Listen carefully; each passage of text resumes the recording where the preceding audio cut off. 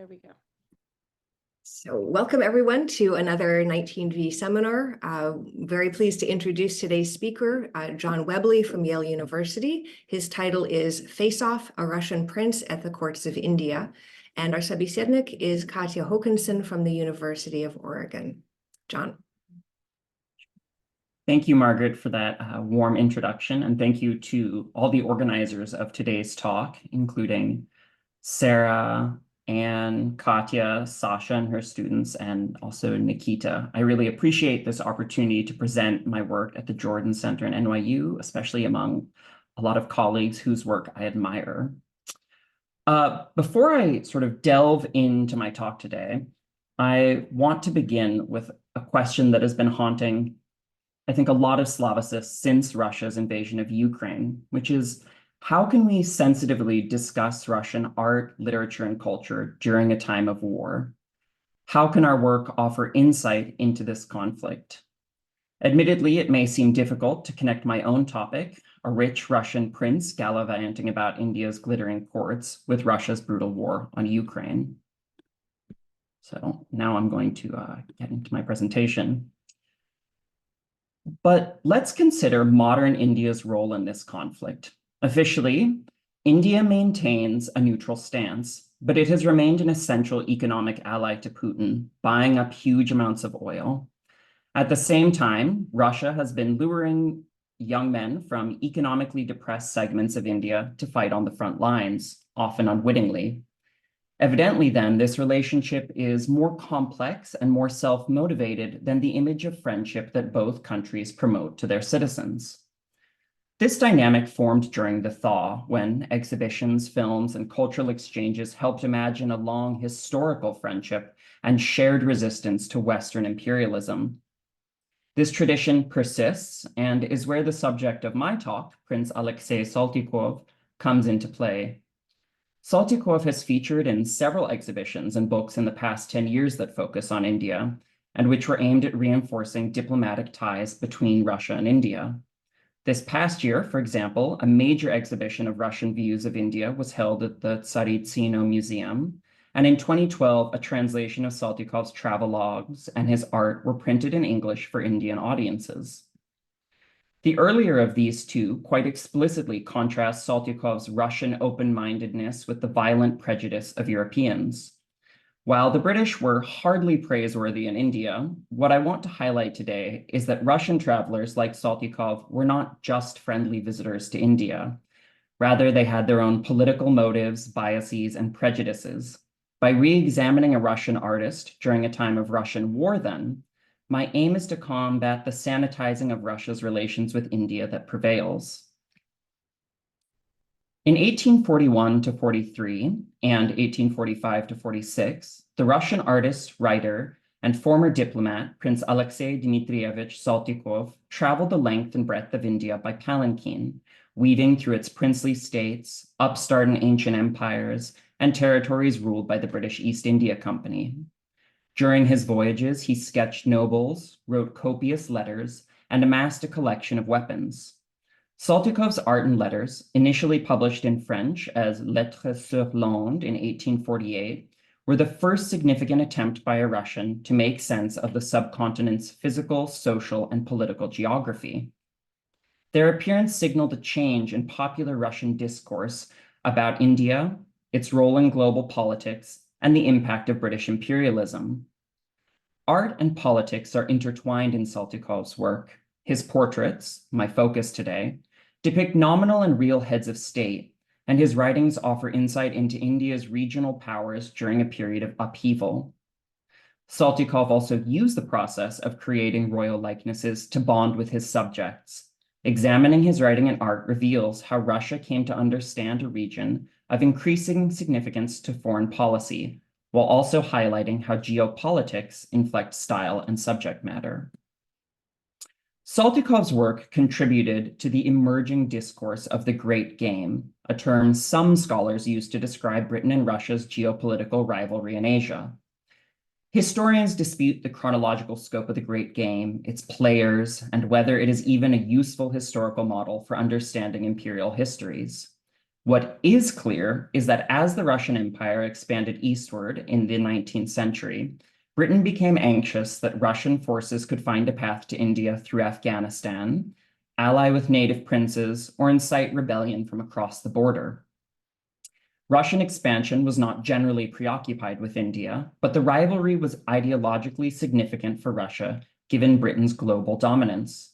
As Britain's most valuable colony then, India took on particular symbolic importance.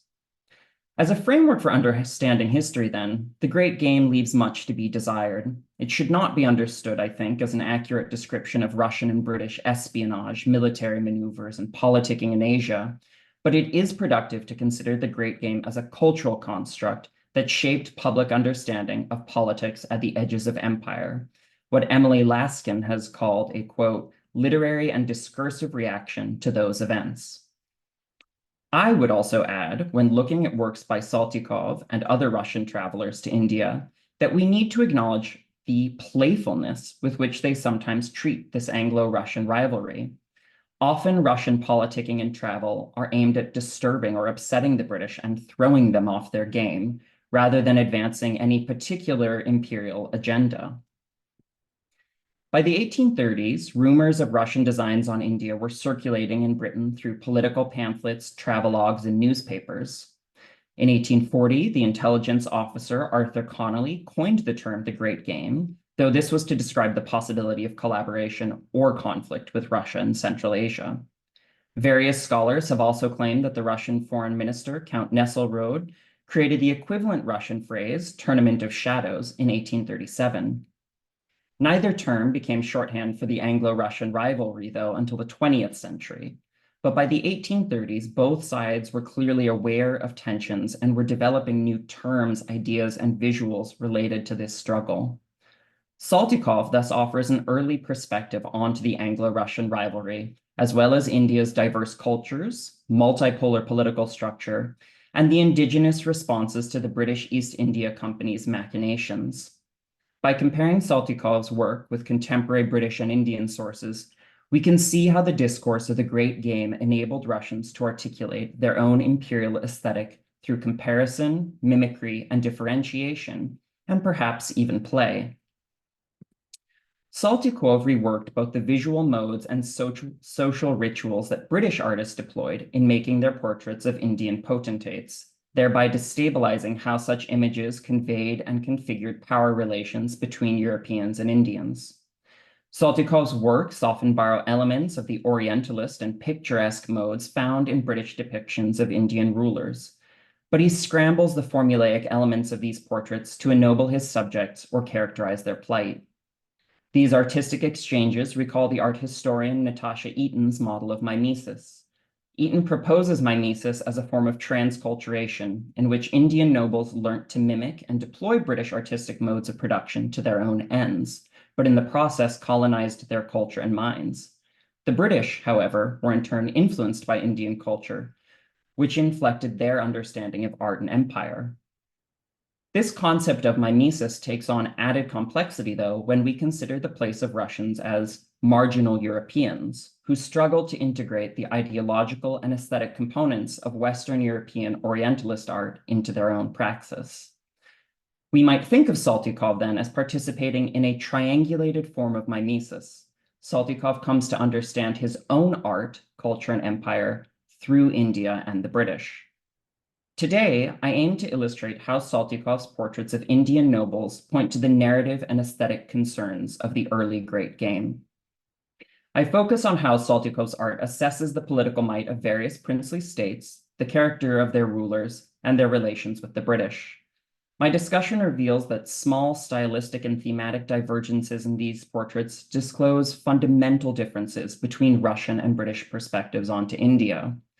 Rather than upending ideas of how European artists imagine India through the picturesque, romantic, and Orientalist lenses, this essay shows how a Russian artist manipulated formulaic aspects of these modes to advance political discourse in an inter-imperial context. After an introduction to Saltykov's travels, I focus on his encounters with several royal houses, the withering Mughal court, the powerful Sikh dynasty, and the erstwhile House of Coorg. Through his portrayals of these royals significantly differ, they reveal the entwined political and aesthetic dimensions of the Great Game. Saltykov was born in 1806 to a wealthy Russian family, which supported his peripatetic lifestyle and artistic interests. During his youth, he trained under the Polish artist Aleksander Orlowski, and Saltykov later credited his interest in Eastern cultures to Orlowski, as well as a childhood experience of seeing the Persian embassy march through St. Petersburg, a drawing of which is conserved at the Hermitage. At 18, Saltykov joined the diplomatic corps, serving in Athens, London, Florence, Rome, and Tehran.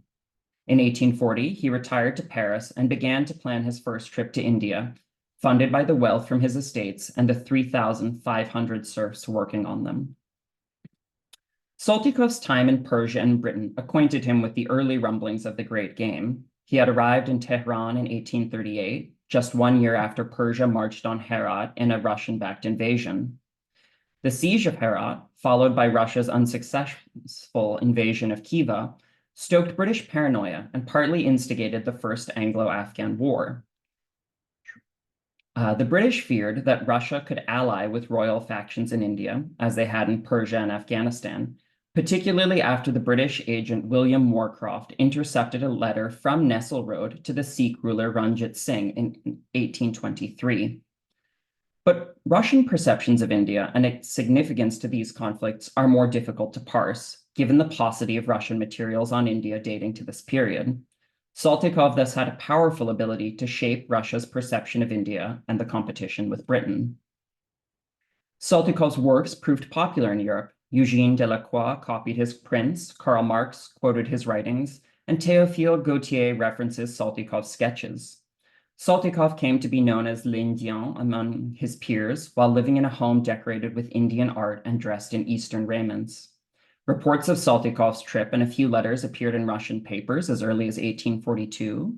His collected letters first appeared in French as Lettres sur l'Inde in 1848, featuring engravings after his drawings. The book enjoyed many reprints and circulated within Russia, and a Russian translation followed in 1851. Russian readers appreciated Saltykov primarily for the artistic and literary merit of his work. A reviewer for the paper Moskvityanin noted that while the work had, quote, neither particularly important observations nor thoughtful deductions, it possessed an unusually light and clear style and could be considered an elegant literary work. A partial translation of Saltykov's text into English only appeared in 1935, though a folio of his lithographs was printed in England in 1858. Lithographs after Saltykov's drawings were circulating in Russia by 1852, appearing in Живописный сборник замечательных предметов. Volumes containing high-quality lithographs were produced in Europe around this time too, most notably Habitants de l'Inde and Voyager dans l'Inde. My work analyzes lithographs from these two folios, given their fidelity to Saltykov's original drawings.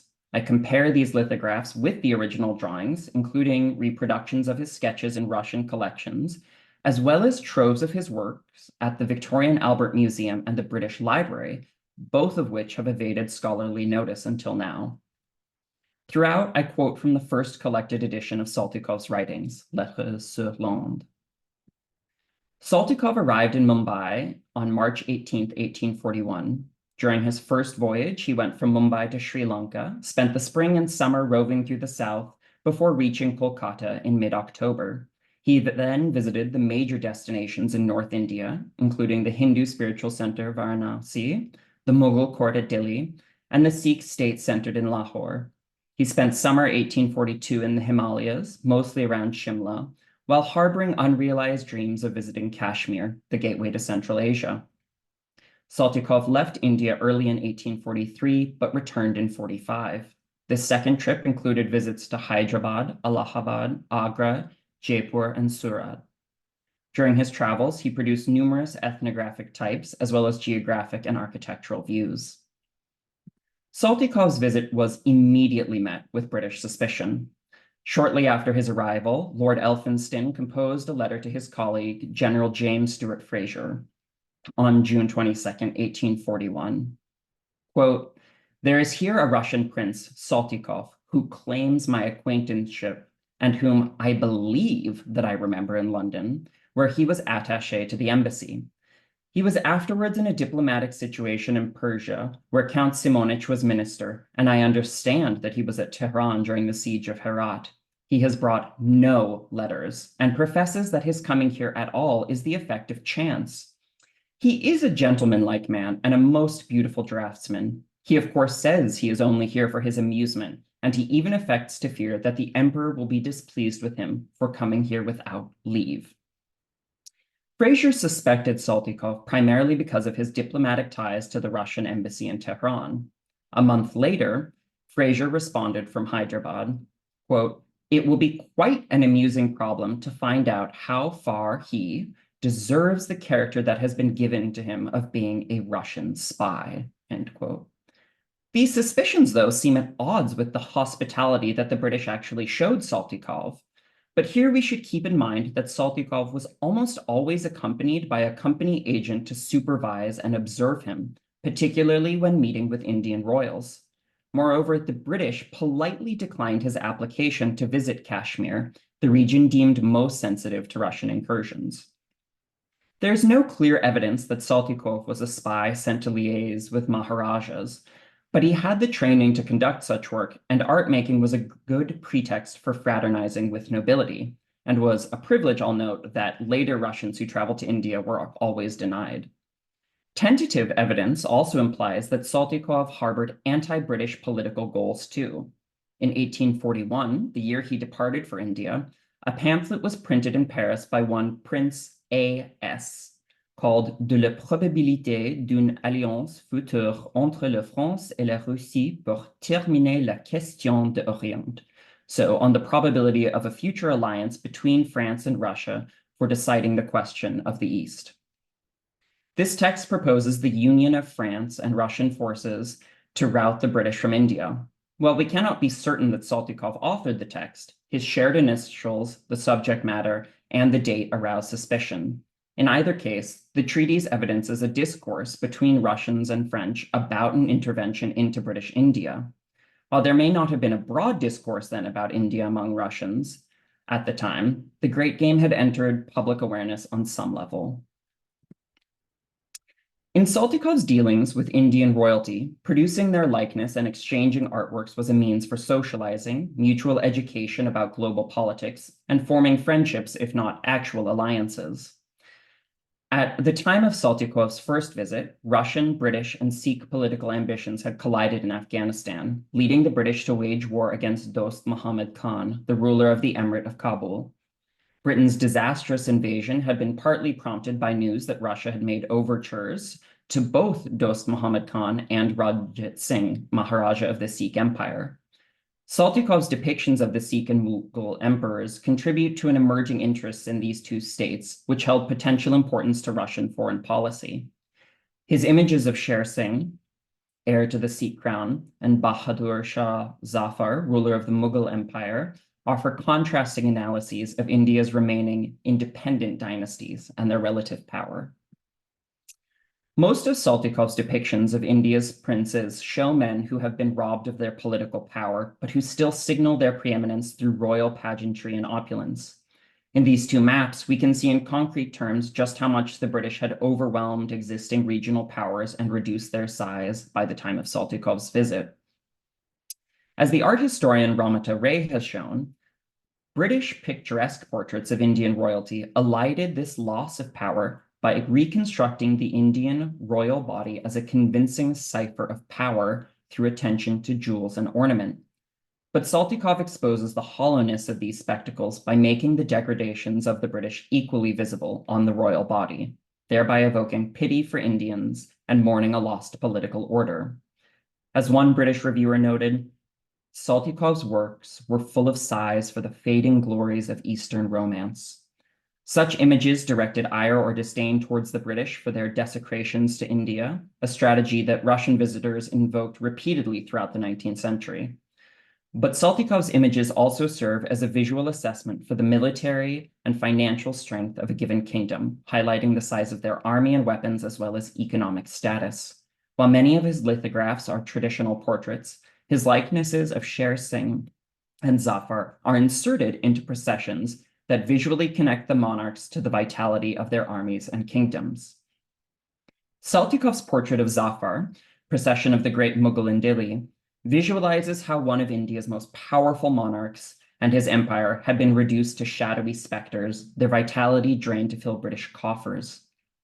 The image has a nightmarish and sickly quality, conveying the Mughal Empire's financial and military decline. Zafar appears in the middle of the composition beneath the umbrella and standard, a darkened figure in profile clutching the stem of a hookah.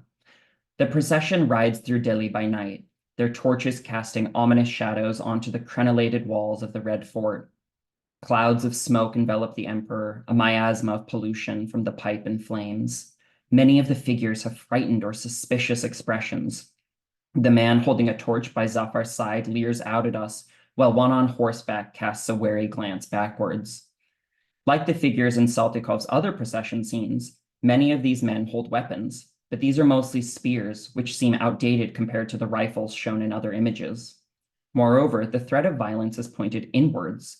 The man on horseback holds a riding crop to spur his beast. The man on the elephant directs a poker at his mount's head, and one spear is aimed, it seems, at Zafar's head. Zafar himself looks sickly and asleep. His eyes are shut, and the lighting accentuates his hollowed cheeks and orbital sockets. His turban is too large for his head, poised to slide down. Zafar resembles a dying man who has been propped up to parade around town. Saltykov's description of the scene matches art.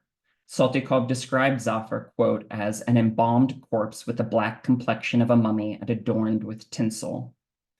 This funereal physiognomy extends to Saltykov's description of the Mughal Empire too, and he refers to Delhi and Agra as, quote, dead capitals.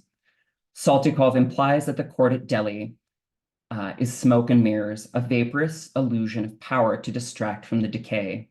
He notes that Zafar relies on opium to just get through his meetings, and the emperor wears velvet to imitate leopard skin, and the ceremonial gifts he offers Saltykov is just a diadem of fake jewels. A final pitiful twist was that Saltykov was actually compelled to pay to visit this imperial burlesque. The court of Delhi is shown as little more than tawdry theater, inconsequential to geopolitics. Saltykov's crepuscular and cadaverous vision of Zafar little resemble the portraits the emperor commissioned of himself or those circulating in British media. In most of these work, we see the emperor dressed in lavish jewels and elaborate dress, his head turned slightly to his right with a distant and contemplative expression. One of the best-known portraits of Zafar, which was reproduced in prints in Europe, was made by the Austro-Hungarian painter Josef August Schoft in the mid-1850s. Schoft depicts a far healthier king than Saltykov. His cheeks are fuller, his eyes alert, and his skin and lips have a soft glow. Zafar maintains dignity and focus, his bearing and luxurious dress suggesting a man of collected authority, wealth, and even power. With man and empire both degraded, Saltykov's portrait surprisingly contradicts British perceptions of Zafar at the time, though his work presages the grim photographs of the emperor that were taken by the British after they stormed Delhi in 1857. Saltykov's portrayal of the Sikh state and its ruler Sher Singh convey power, prosperity, and military capacity in contrast. The Sikh Empire was the last remaining native state to resist the company's voracious expansion, and the Sikhs remained an important military presence at the border of Afghanistan. The Russian government's interest in Afghanistan evidently brought the Sikh court to their attention, as suggested by Nesselrode's letter to Ranjit Singh. Saltykov visited the Sikh court at Lahore and met Sher Singh in March of 1842, accompanied by the British political agent George Russell Clerk. At the time, the First Anglo-Afghan War was underway, which the British had partly undertaken in response to both British and Sikh actions in the regions. Saltykov was interested then in how the British were getting along with their Sikh allies. He observed that there was little love lost between the two, and that Clerk and Singh, quote, racked their brains trying to prepare some lovely expression of the mutual affection that existed between the Sikhs and the English, an affection quite similar to that which wolves and hunters have for one another. Clerk, it would seem, warily regarded Singh as a dangerous beast, but one who must be propitiated to keep the peace. Saltykov's view of Sher Singh seems to have been more nuanced, and he portrays a figure that was at once an Orientalist despot, humble and generous ruler, and fierce warrior. Saltykov had two of his drawings showing Sher Singh worked into lithographs, both of which draw attention to the dynamism and military capacity of the Sikh state. These works situate Singh within a grand procession, but Saltykov inverted many formal elements used in the depiction of Zafar, even switching night to day. Saltykov drew a more focused portrait of Singh within a crowd too, but decided against reproducing that work. One of Saltykov's lithographs shows Sher Singh departing for a hunting expedition, which Saltykov also described in his book. In this work, Sher Singh, king of Punjab, and his retinue on the hunt around Lahore, we find Singh seated atop an elephant, slightly to the right of the composition's center and placed a little in the background, though his direct gaze out towards the viewer and his white costume draw our attention. The hunting expedition is a good pretext for Saltykov to display the fierce martial prowess of Singh and his men, and gives him an opportunity to illustrate one of his most beloved subjects, arms and armor. Many of the men hold large guns, and some have bows, while Singh clutches a sword in his hand. The group is energetic, a stampede of running men, galloping horses, and thunderous elephants that kick up clouds of dust. Saltykov suggests the hunter's prowess by accentuating the lithe and muscular physiques, while the superabundance of weapons indicates their capacity for warfare. Seated atop his elephant, Sher Singh takes on the appearance of a general surveying the battlefield. He stares out with a keen gaze, sword in hand as if ready to fight. Saltykov's written account testify to the king's intense focus and martial skill. Quote, "The king was very attentive to the hunt. At times he fired his rifle and almost never missed." Saltykov's decision to represent Singh from a distance and to the right of the composition's center highlights his role as a motivating force propelling the action forward. Singh is not a passive object to be paraded around like Zafar. Saltykov was not just impressed with Singh's military might, he was also struck by his generosity and the opulence of his court, which attests to the Sikh kingdom's wealth. Saltykov was both dazzled and disgusted by Singh's appearance, overwhelmed with his ornamental splendor. Quote, "Amongst this crowd was the king, coming forward to meet us, a large, stocky man of 40 years, quite ugly, covered with the most magnificent jewels in the world." Saltykov even gives us a glimpse of these jewels in his lithograph by showing Singh's bicep encircled by a bazuband containing the magnificent Kohinoor diamond. Saltykov's image of Sher Singh is nuanced and complex, a real personality to contend with rather than the empty vessel like Zafar. Saltykov's image of Sher Singh as a skilled warrior and an excessively ornamented despot both contrasts and overlaps with Emily Eden's contemporary image of the same man. Eden was a poet, novelist, and amateur artist who became famous for her account of traveling through India with her brother, William Eden, India's Governor General from 1835 to 42. She published her observations and had lithographs made up of her sketches, both of which proved popular in Britain. She and her brother met Singh as part of their negotiations with the Sikh court during the First Anglo-Afghan War. Eden's work is equally charged with political significance. Her use of picturesque tropes and comical characterizations make Singh into a somewhat quirky and charming individual, but diminish the aura of his imperial power and make him into a less fearsome ally or rival to the British. Eden's portrait of Singh both emasculates and infantilizes the subject. Singh sits at the center of the composition atop a throne, one tiny foot resting on an ottoman. Eden's foreshortening makes his limbs seem small and slender in comparison to his head, and one leg dangles awkwardly in space. His hands look especially delicate as they clutch at rumpled papers on his lap. His dreamy glance to outside the picture frame suggests a disinterest in the business before him. Neither the paper nor his sword warrant focus. His twinkling eyes, slight smile, and rounded cheeks suggest a personable, if unserious, individual. While both Eden and Saltykov have common points of interest in Sher Singh, notably his jewelry and dress, they differ in how they characterize his body and eyes. The former makes him passive and disinterested, while the latter makes him active and attentive. Eden's portrait, though, accords well with her own description of Singh, which reduce him to an amusing distraction. Quote, Sher Singh is a very jolly dog. I dare say Sher would be pleasant if one spoke his language. Describing her portrait, Eden focuses on the attractive splendor of it all, too. Quote, Sher Singh came to my tent to sit for his picture. Such a gorgeous figure, all over diamonds and emeralds. The portrait was made in Eden's tent near the gardens of Shalimar in Lahore, but the background seems to be the product of artistic license. For this reason, perhaps, the twinkling childlike man is surrounded by translucent figures who idle about him. But this focus on indolence is important, as Eden's travelogue also makes clear. Dining together and posing for portraits was a form of leisure that helped strengthen political bonds between company officials and the Sikh rulers, and was also a form of bonding that Saltykov managed to make use of. Both Eden and Saltykov's images deploy related tropes of Orientalist and picturesque art, but these disparate elements coalesce to create different portraits of the same man. Portraiture was an important medium for navigating political relations between the company and the princely states they dominated. As Natasha Eaton has shown, the company used the creation and gifting of portraits to assert authority and to compel rajas to symbolically perform their obeisance. For Indian nobles, then, one way to reclaim power was by asserting agency through their appearance within an image. Saltykov depicted both the wife and daughter of the ex-Raja of Coorg, Chika Vira Rajendra. His portrait of Vira Rajendra's wife, in particular, captures how one subjugated state and its rulers struggled to maintain, project, and reclaim power through art.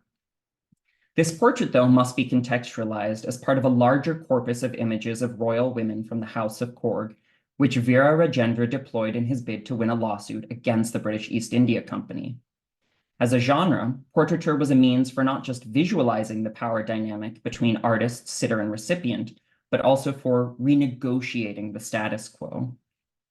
By comparing Saltykov's work of Vira Rajendra's wife with one portrait by an Indian artist and another by a European, we can see how portraits visualize a fundamental aspect of the great game then, the performative competition for power. But these images are not absolute statements of power that betray an artist or patron's singular vision. Rather, my analysis shows that these portraits contain moments of dissonance when the contest of power produces contested meanings. Coorg had been on good terms with the company for many years, but during Vira Rajendra's reign, things soured, and in 1834 he was dethroned and exiled.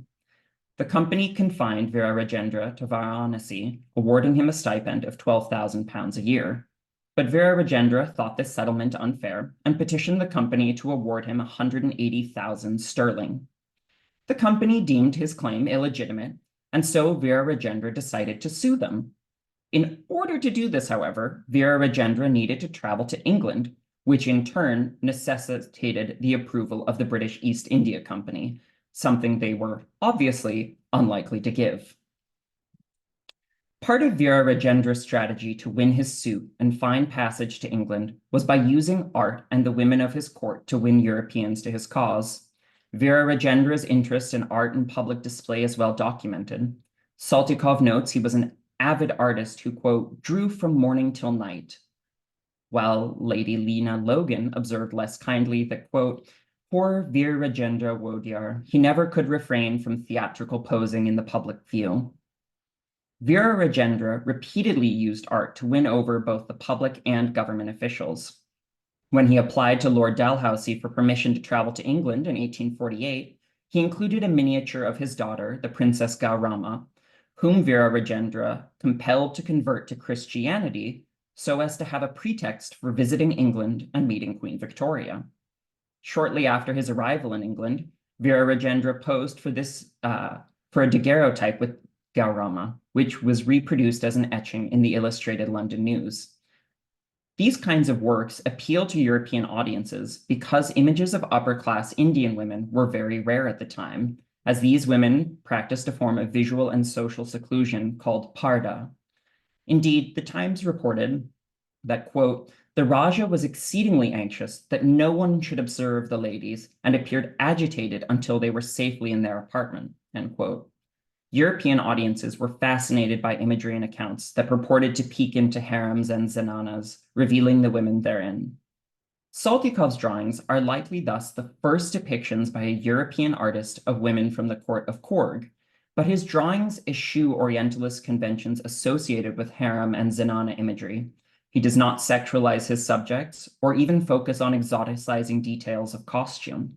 He also rejects the tendency of picturesque art to fixate on Indian royal fashion and jewelry.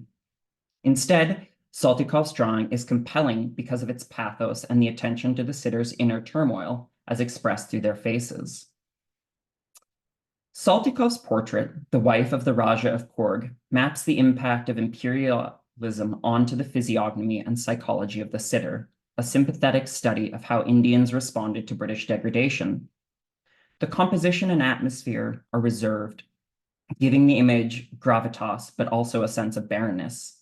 The solitary figure, possibly the Rani Mudai, is seated in a simple chair placed against a blank backdrop. The minimal decor, muted colors, and the simplicity of her sari directs attention to the Rani's face and her psychological state. She looks tired and forlorn. There are faint bags under her dark eyes, and she stares blankly ahead. Saltykov has captured details of the Rani's precise likeness to ensure that we understand that this is not a generic Indian woman, detailing her gently hooked nose, crescent eyebrows, and high cheekbones. The Rani's posture suggests a woman weighted down by life's challenges. She holds one hand in the other and lists forward, slumping in her seat. An original sketch for this at the Victoria and Albert underscores Saltykov's interest in her unique likeness and psychological state. The drawing and several others were pasted into a large album, which became a part of the South Kensington Museum by 1870. In the original sketch in the center here, Saltykov lavishes his focus on the details of her face, while the dress and jewelry receive scant attention. The further we move from her face, the more generalized his work becomes. The description accompanying the published lithograph offers a reason for the Rani's resigned disposition.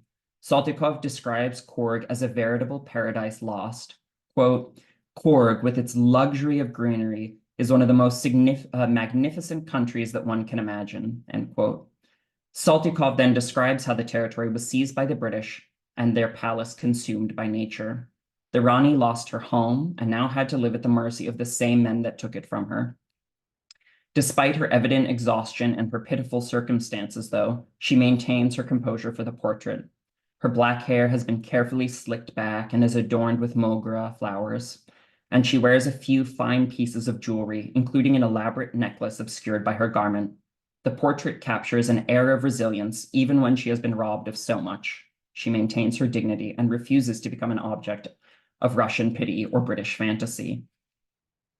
Saltykov's focus on the Rani's interiority and her tragic situation contrast with an earlier company painting of Rani Mudai. This work presents a confident woman who projects power and wealth. There are common elements between the work that suggest they depict the same women, such as her crescent brows, aquiline nose, and jewelry. But this portrait shows her in a different aspect. Here, she stands confident at a slightly elevated vantage, separated from the viewer by a low wall. Her cheeks are full, her skin luminous, and her eyes alert.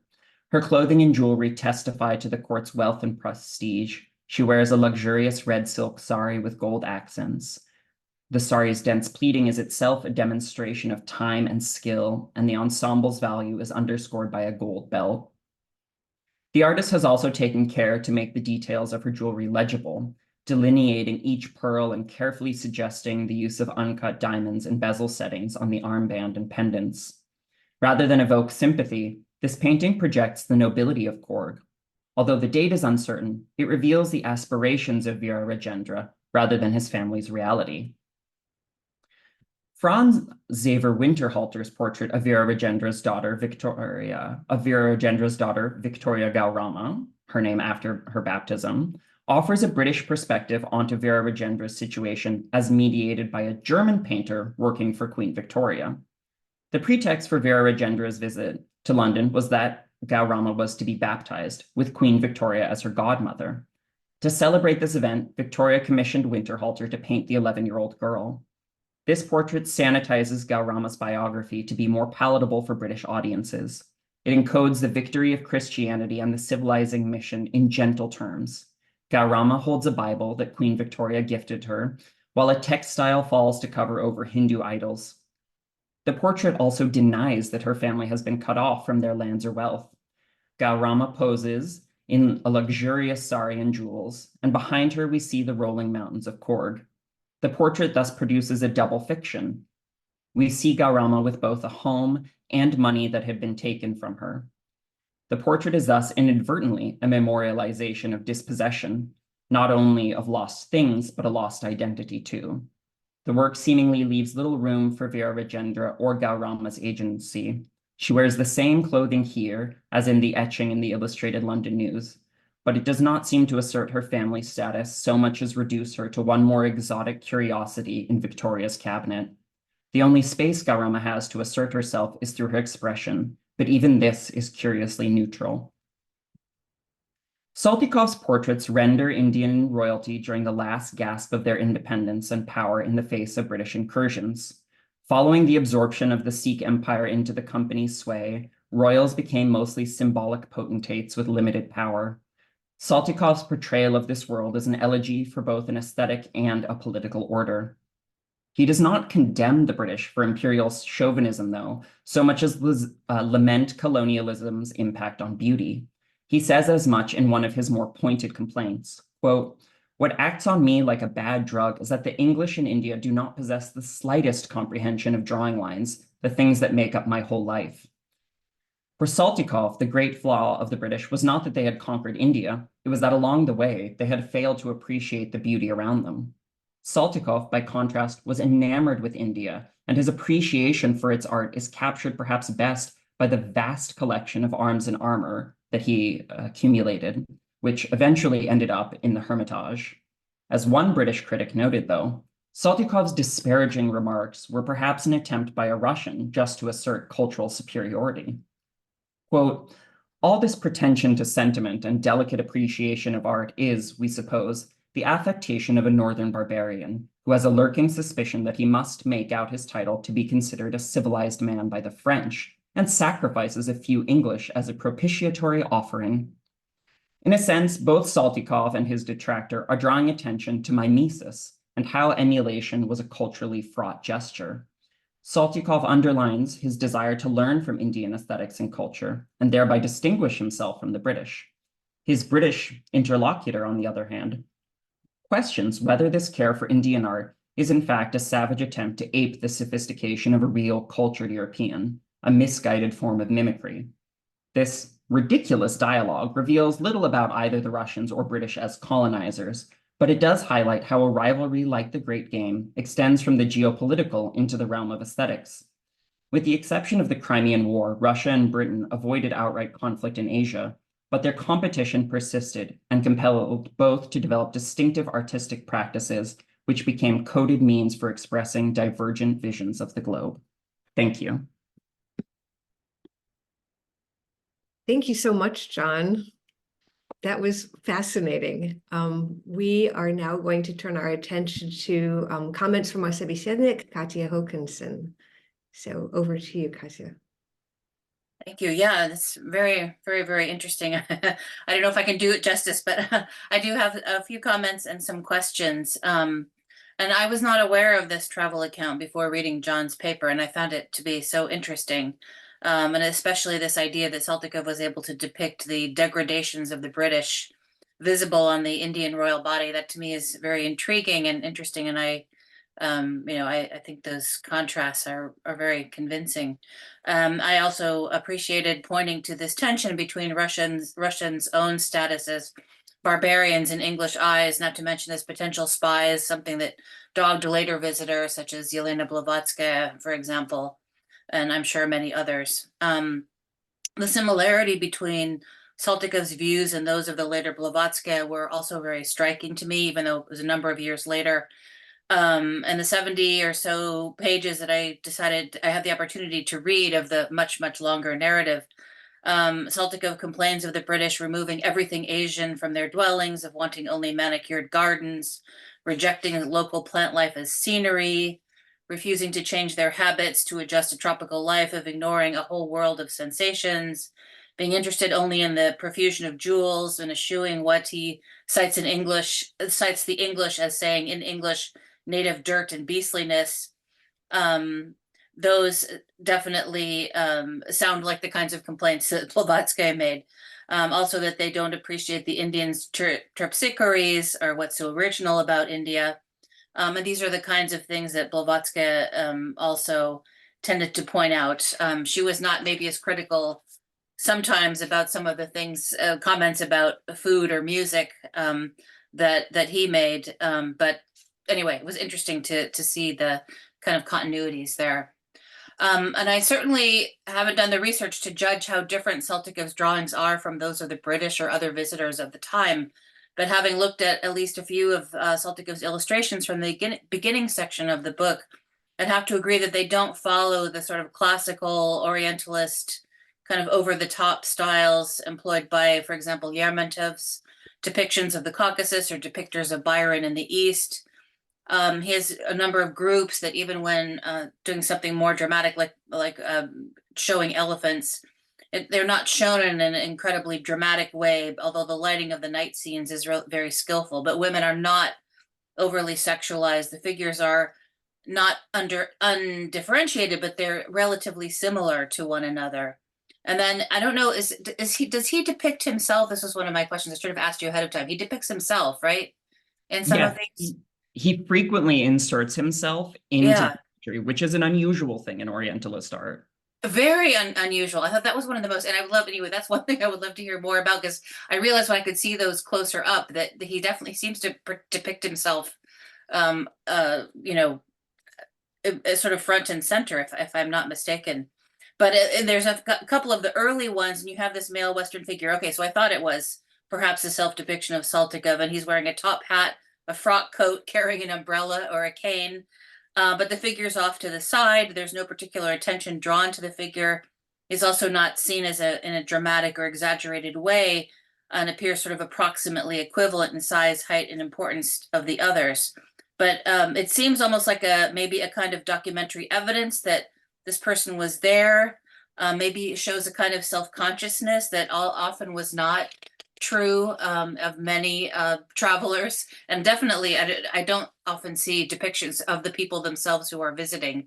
They're often, you know, there's often this sort of idea that they're this impassive, or the sort of Mary Pratt imperial eye gazing at what they can gaze at. But it's so interesting to me that he includes himself. The idea that Saltykov eschewed Orientalist conventions in drawing the women of Korg, as well as rejecting the tendency to depict their fashion and jewelry, is more easily legible to me. Jewels, fashions, turbans, sometimes even more so those of men, figure heavily in so many of the descriptions of royalty that I have read by Westerners. And as John points out, Saltykov does as well in his written description of Sher Singh. In particular, the presentation of the Winterhalter portrait of the daughter of Gaurama, in which she continues to appear to be wealthy and of a landholding family, contrasting with what is actually the case, that the family has lost its lands and wealth in the gradual expansion of the British East India Company. It's a convincing demonstration about how Saltykov's portraits really differ in their close attention to a kind of documentary reality. And I was intrigued by, I guess I had several questions that I was curious about, things that you brought up. So early on, you talk about the occasional playfulness of the great game as a topic, which I've also kind of found in my research, people joking about it, even if it's not under that name, both by, both travelers and people who are living in some of the regions. And I just was curious if you had more thoughts about this concept of sort of this playful aspect of at least great game discussion. You also note that Saltykov understands his own art, culture, and empire through India and the British, which I imagine probably forms part of your larger project. And I was interested to hear more about this idea that how he filters his own understanding of Russia or Russian culture through these others. The Russian visitor to India that I know most about, Yelena Blavatsky, is writing much later, right in the late 1870s and early 1880s, and she focuses a lot on comparing the two empires, but you allude also to sort of these cultural interpretations. So that's something I'd be more interested in hearing more about. You also note that Saltykov laments colonialism's or British rule's impact on beauty. That was one of the things you ended with, and especially his frustration with the British for not appreciating the beauty all around them or the originality and interest of the culture. It's certainly a major trope of Orientalism to mourn the lost or fallen past, but perhaps here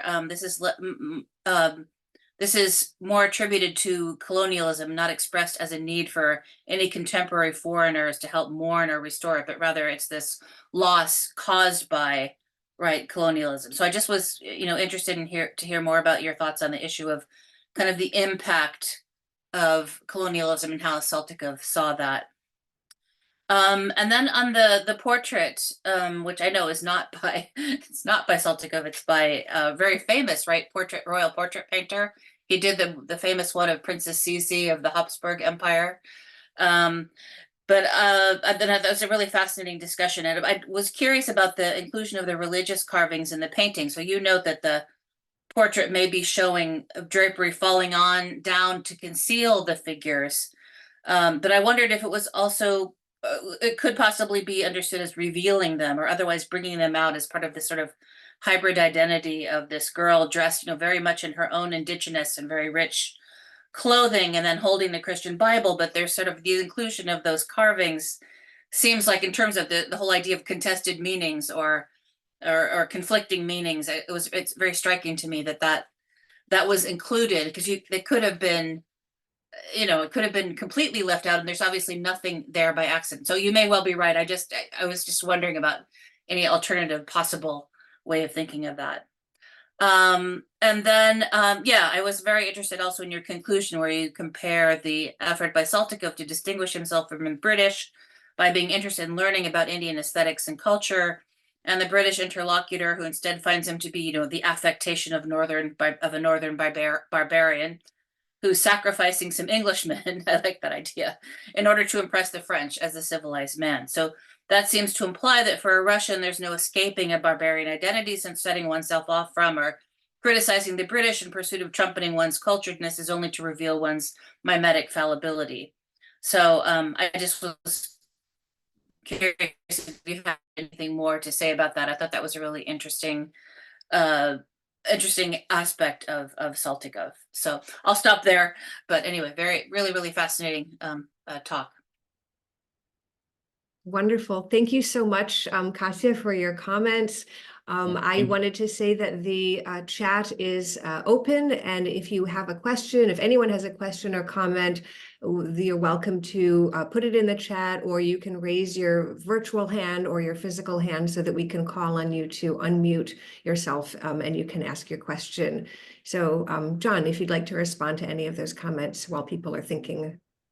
Yeah, I'll just sort of work through them, I guess, question by question, and then if other people jump in, then I can take a break. On the playfulness of the great game, it's something that I have been thinking about more as I work on my dissertation, and it was actually inspired by a travelogue written by a Russian princess who travels to India in the 1890s. And she spends like her entire travelogue trying to be so courteous, so gracious with the British. And she's frequently putting Indians down, being like, I am nothing like an Indian. They're savages. I'm like the British. I'm very clean. But her husband, she often will note on the side, is like actively going around teasing British soldiers by bragging like, oh, Russia has a massive military presence right at the border, or, our Navy is this big. So it's this interesting thing where clearly for some figures, they want to like tease the British about their paranoia. And that also comes up in this incredibly funny travelogue, which was written by one of like the only actual spies or maybe spies that go to India from Russia, named Peter Pashino. And the whole thing is so absurd and funny to me. He dresses himself up as like an Arab and does brown face and like goes around India pretending that he's like an Arab trader trying to get his inheritance from like the Maharaja of Kashmir. And the whole travelogue, he keeps insisting, you know, nobody here can tell that I'm not really an Arab. But eventually he has to turn himself in because a bunch of people in the Himalayas are like, we know you're a Russian and you're not supposed to be here. And they beat him up. This old woman beats the crap out of him while she's drunk, apparently. And this is something he tells us. So he then has to like give himself over to the British. And when the British interview him, and we have these documents, he notes repeatedly that you know, there are so many Russian spies in India. You have no idea. There's tons and tons of us. We're everywhere. There's this massive network. But as far as I know, there's actually no evidence to suggest that there was this massive spy network. But certainly the British did believe it, that was the case. And they kept records of all the white European Russians in India, particularly in the later part of the 19th century. So yes, this is all to say that playfulness and teasing the British becomes a really important part of playing the great game to Russians.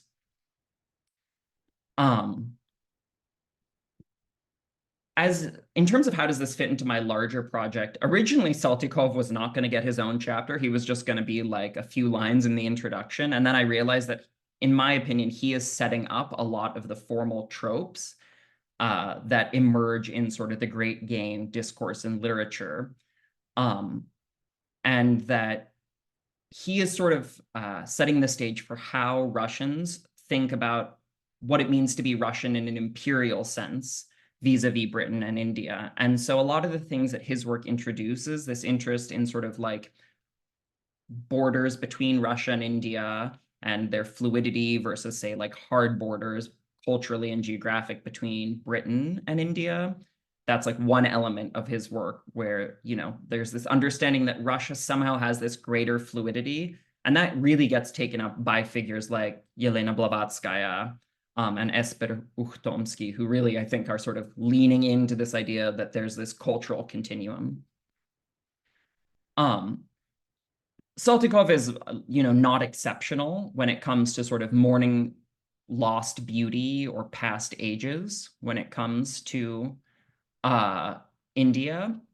And he's certainly not unique in criticizing the British for acting British abroad. In fact, I think it's like Trollope when he visits the West Indies.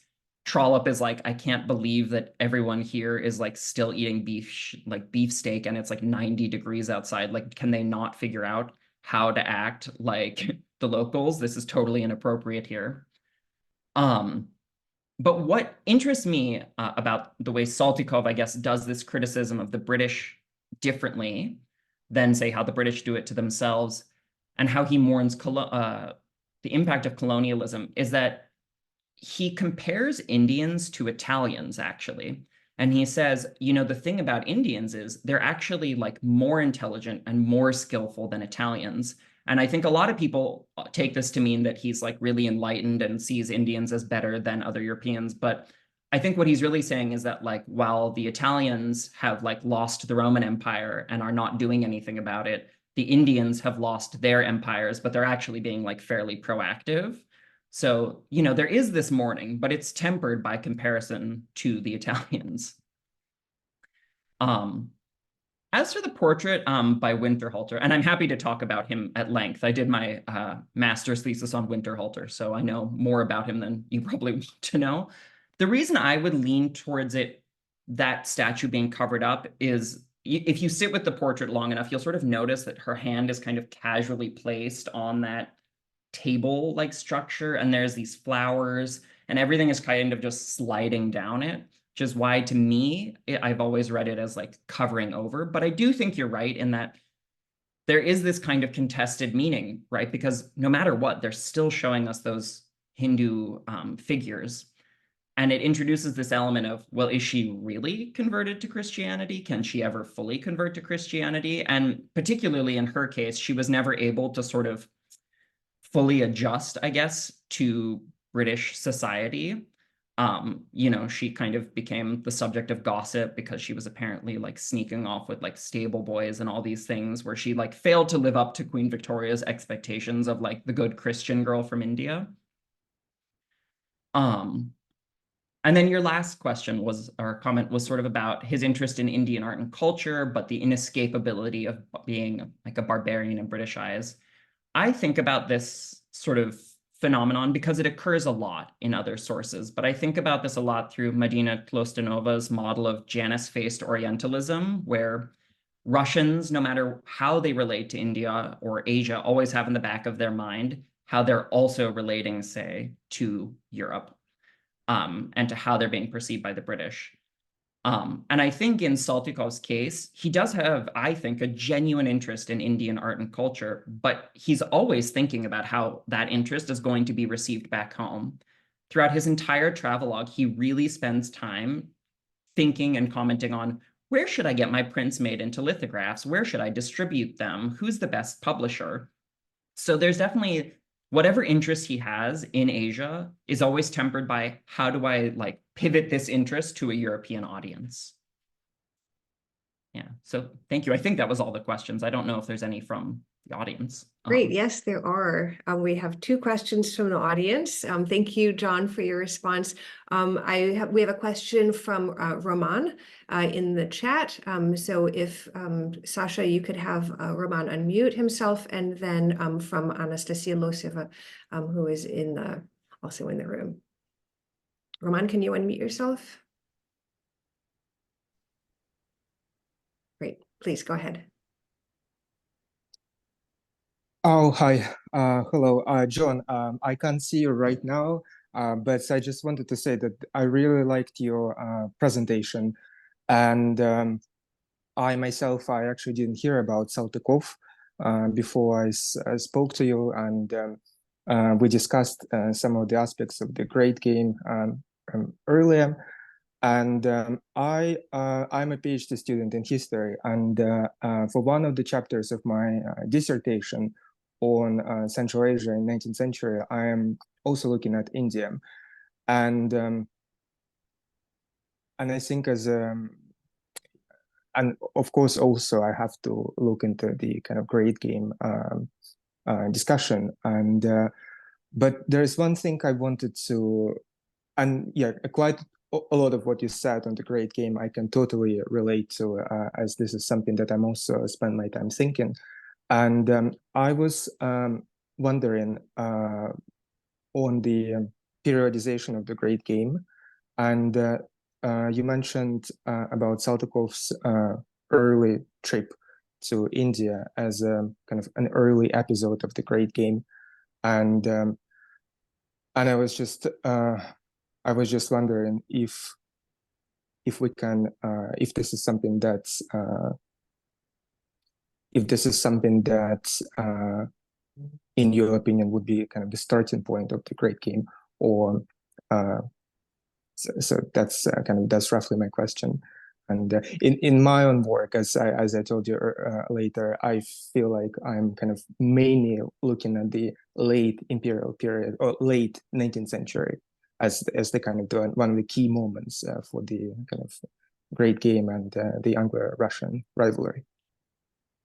Yeah, I mean, I think it's a great and it's a very valid question, which is, you know, Saltykov, just to emphasize to everyone, is this extremely aberrant figure in that he goes to India in the 1840s, and then pretty much no Russian goes to India again and writes about it for like 20 to 30 years. You know, there are like a few people here and there, but the next major one is the next artist is Vasily Vereshchagin, which is in the 1870s.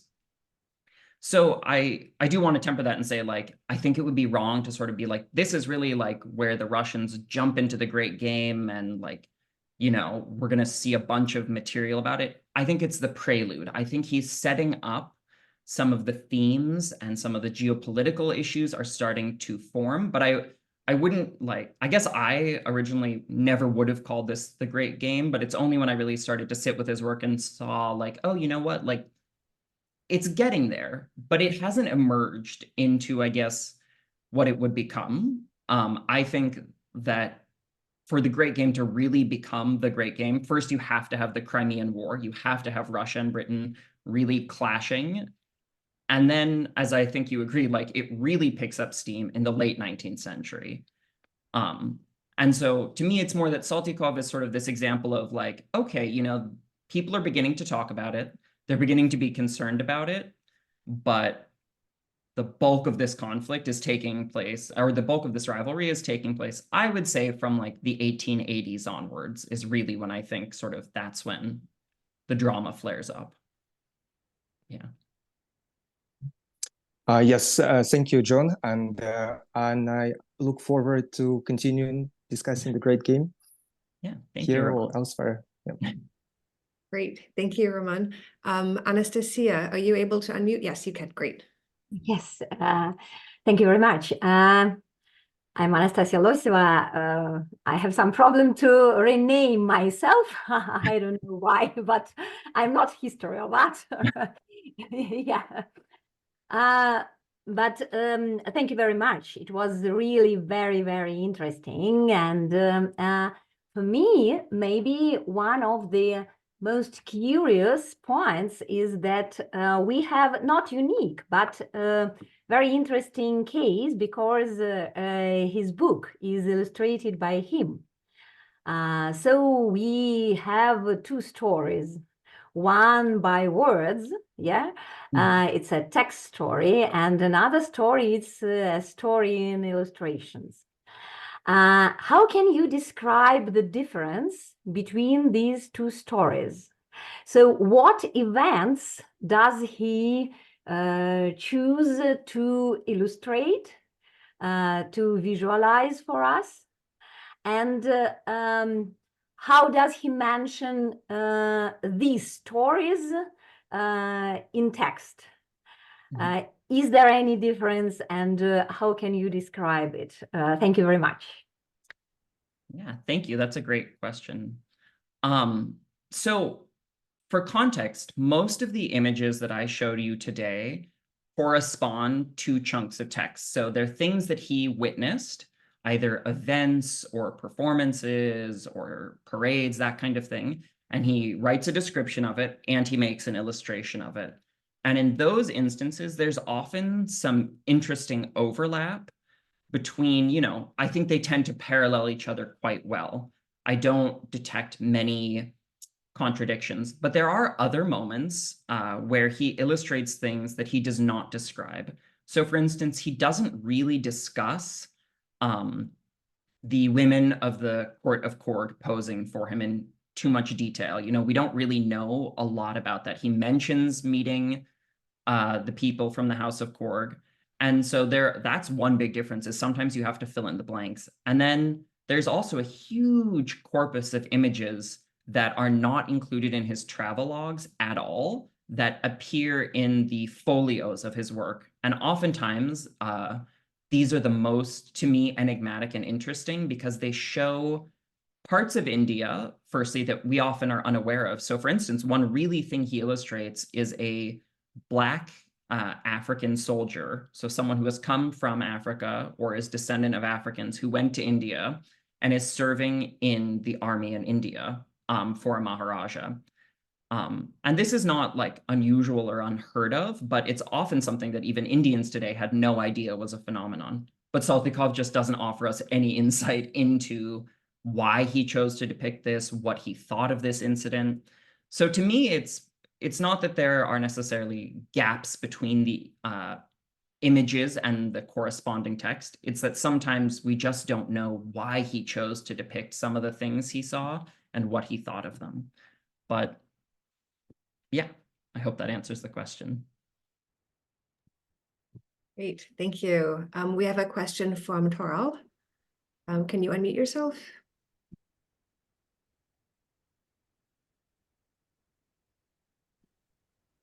Hello, can you hear me? Yes, thank you. Thank you. That was a really interesting talk. I have one question which you partially just answered, which is, you know, kind of what else was India besides the princely states for Saltykov, besides these portraits of rulers? And you suggested something in the portrait of the Black soldier. So I just wanted to add that that is also a portrait that has a genealogy because many of the Black soldiers became generals. So there's a whole history of Mughal portraiture of these Siddhis or Habshis. So that is kind of interesting to me. The second question is, can you say something more about the French question? So, of course, the Russian relationship to France, but also the fact that these letters are published in French, of the fact that he's known as l'Indien. So is there a kind of consciousness or understanding of French India in the portraiture, in the letters, in his whole kind of corpus? And then I was really interested in his taking on of Indian garb. And if you had a kind of a little bit of a different reading of that, or his self-stylization, as opposed to, other more famous British Orientalists who did the same thing, who may have converted to Islam, who learned languages, wore these clothes, etc. Yeah, thank you. Those are both great questions. And thank you for your comment on sort of the Black soldiers and that genealogy and history. That's not something I study. It's just something I'm sort of dimly aware of. So thank you for sort of illuminating that for the audience more. So in addition to his portraits of rulers, he makes many, many sort of ethnographic images of different types of people of India, which is like a fairly generic thing for a traveling artist to do. And then he also makes a number of landscape pictures, particularly in the Himalayas and in South India. So he depicts a lot of the places in the Himalayas that would sort of have been interesting if, like, say, Russians were able to invade. And then, to me, what's really interesting, though, is that he shows a number of religious festivals, of Hindu religious festivals and rites. And what makes these interesting is that, a lot of British people will comment on them and often be like absolutely horrified by what they're seeing. He is often a very surprising source, though, in that he doesn't really seem terribly shocked by like any of the religious rituals that he depicts, and he shows himself attending them. But he basically hated attending nautch dances or parties. He frequently talks about how he finds them like horrible. He doesn't like the way the British treat the girls. He thinks that the dancing girls look horrible. Which then sort of leads into your question about Indian garb, which is that while he hates the way that certain like Indians dress, particularly anyone that's become like Europeanized, he actually loves Indian fashion. And he talks at length about how beautiful he thinks saris are and how they are the most natural garments that a woman can wear. He really describes them as almost like these like flowing Grecian gowns. So he has a lot of appreciation for the clothing of India. I don't know if what he's doing is necessarily particularly unusual. If I recall correctly, I think Christine Ruan writes a little bit about sort of this vogue in Russia in the 1830s and 40s for men to wear Persian clothing as like a sign of like slight political rebelliousness or something. But certainly he's participating in sort of this broader European culture of, white people wearing Eastern clothing. I don't know that I have like a firm stance on whether this is like, just like stealing someone else's culture, or if you've read Mary Roberts' work, she talks about some examples of like maybe more sensitive people who are engaging with Eastern culture. So where Saltykov falls on that spectrum of how much is he like genuinely engaging and regarding Indian culture versus just kind of like cherry picking things that he looks cool, I don't have my stance on that resolved yet. And then finally, your question about the French. He does comment on the French in India, and I think the French are always in my dissertation, sort of the background figures. Because I'm interested in aesthetics, the French are always the people that both the Russians and the British think are probably doing it better, even if they don't want to say it. They're always kind of aware of like, oh, well, the French Orientalists did that way. And obviously, the first sort of idea of ever conquering India away from the British was proposed by the French. I think it's like Napoleon comes to the Tsar and he's like, I bet we could invade India and just destroy the British Empire.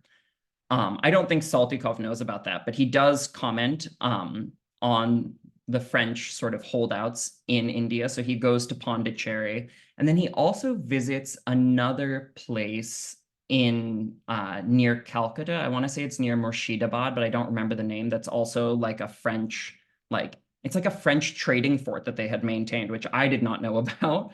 So he is aware very much of the French. And in fact, sort of an awareness of French becomes this like consistent theme throughout Russian travelogues, because the Russians who are going to India often don't know any Indian languages, and they often won't know English either.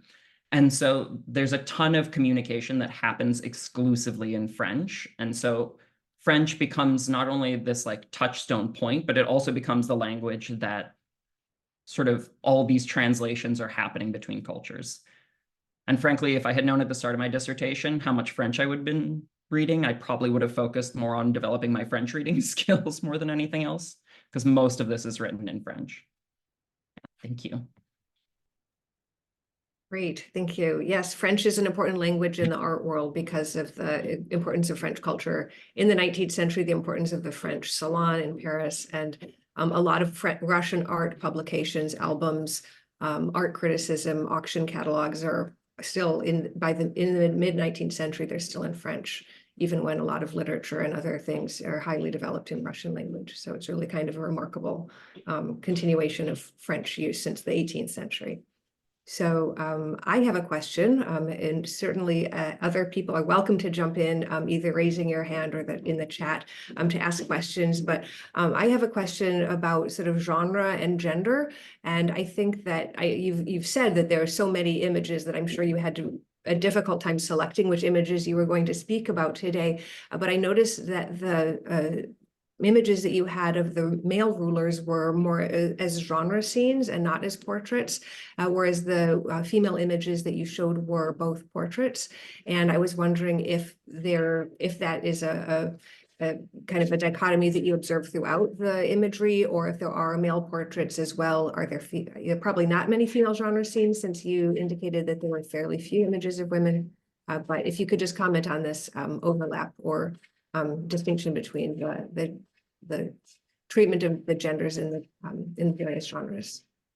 Well, thank you for that, because I wish I had thought about that more when I was writing this, because it's a great observation. But when it comes to royal portraits, firstly, these are like the only two royal women that he depicts. And I think the fact that they're in these very kind of almost like a photography studio-like space is because he's viewing them in isolation. They are not being observed by anyone else. They are in seclusion.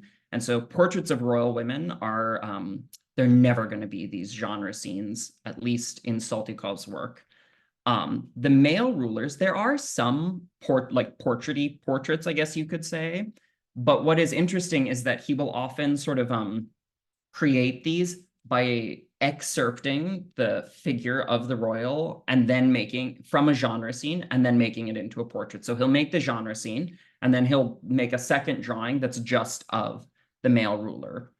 Now that said, there are plenty of images of women, like common Indian women, as genre scenes. They're actually quite abundant, and he writes a lot about the fact that he thinks the women of India are some of the most beautiful in the world. He thinks they're absolutely gorgeous. He loves their clothing. So he creates depictions of like just sort of everyday Indian women from different parts of the country, sometimes as genre scenes, sometimes as portraits. So you actually get in some senses, a more nuanced depiction of the women, the common women of India, rather than the royal ones. Yeah, thank you. Thank you. Great, thank you. That's so interesting. So does anyone have any questions or comments that they'd like to pose or to come in with? I think we have, yes, Katya. One more, if it's not too many. No, But please I go just ahead. wondered, since you've looked so much at portraits, and he, as it turns out, he did depict himself so much. I just was curious how you felt his own self-portraits compared to some of the other, sort of more prominent figures that he shows. Yeah, I mean, I don't often talk about this, but one thing I kind of like about Saltykov is he kind of shows himself as being a little bit like goofy and gangly, which I like. He doesn't glamorize himself. He doesn't make himself look, beautiful and white in comparison to Indians. And he doesn't make himself look immensely taller than Indians. Something that you'll see a lot in British art is that like Indians are shrunken down to look like tiny people in the composition. So it'll be like these giant buildings and tiny Indians. And Saltykov doesn't. He gives everyone these like very long, tall figures. And that includes himself. But yeah, he definitely depicts himself in a way that gives me a certain amount of delight, because he almost embraces showing himself as this kind of gangly, awkward interloper in the scenes who is like just happy to be included and get to meet all the people of India. Yeah. Thank you. Yeah, I think it's really fascinating that he depicts himself, and I would agree with what the ones I saw or figured were him. Exactly, that he wasn't setting himself off in any way as better, or as you said, even whiter necessarily in some cases. Yeah. And I would just add, especially for anyone who maybe is interested in him as an artist, he also draws British officials in India. He does make drawings of them, but those never get worked up into prints. He never puts those in albums. And these are sort of drawings that, as far as I know, have never been published. And I think I'm maybe the only one who's ever looked at them, but they do exist. He depicts like, you know, different sort of soldiers and their wives in India, and he makes portraits of them. So, you know, he gives a wider range of images of India than we realize. Oh, that's so interesting. So they're like like studio portraits as opposed to genre scenes of the British officers and wives? Yeah, those are very sort of like a classic kind of like sketch portrait you would make of like a friend or acquaintance. Right. You know, so like often it'll be like the same man or woman, either face on or in profile, and he'll show two sides. And to answer Masha's question in the chat, so I came across these. First, there's a number of them at the British Library in the India office, and those are pretty easy to find, assuming the British Library website is up and running again after their cyber attack. You know, and those are great to look at. And then there is another trove of them at the Victoria and Albert, but those ones are a little bit trickier to find. And that was sort of like my exciting discovery for my dissertation, was that they had basically been mislabeled as lithographs. And no one really knew that these were the original drawings that had been pasted into an album of his lithographs. So there you'll have to go to the Victoria and Albert Museum, to their reading room, and request the specific album. And I'm happy to email this to you, this citation. But yeah, they're just sort of like been pasted in there. And I think he just pasted them into a copy of his album that he gave to his friend. And then she later donated it to the Victoria and Albert Museum, or the South Kensington Museum, as it was at that point.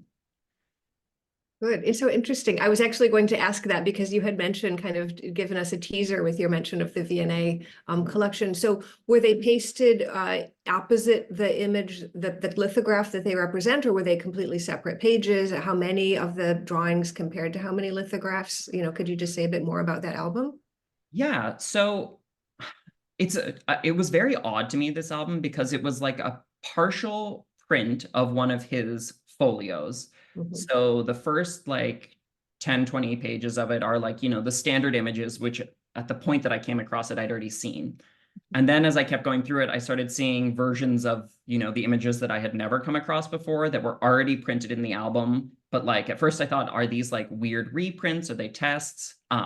So it's basically, you know, you have the traditional, I guess you would say, like folio of images, then these pasted in to the same album. And then I think just like a chunk of blank pages. So I don't know if this particular album was sort of like maybe a test run or something, or if it was like custom rebound for this woman. But no, they're not, unfortunately, they're not side by side. They're on different pages, the original drawing and the print.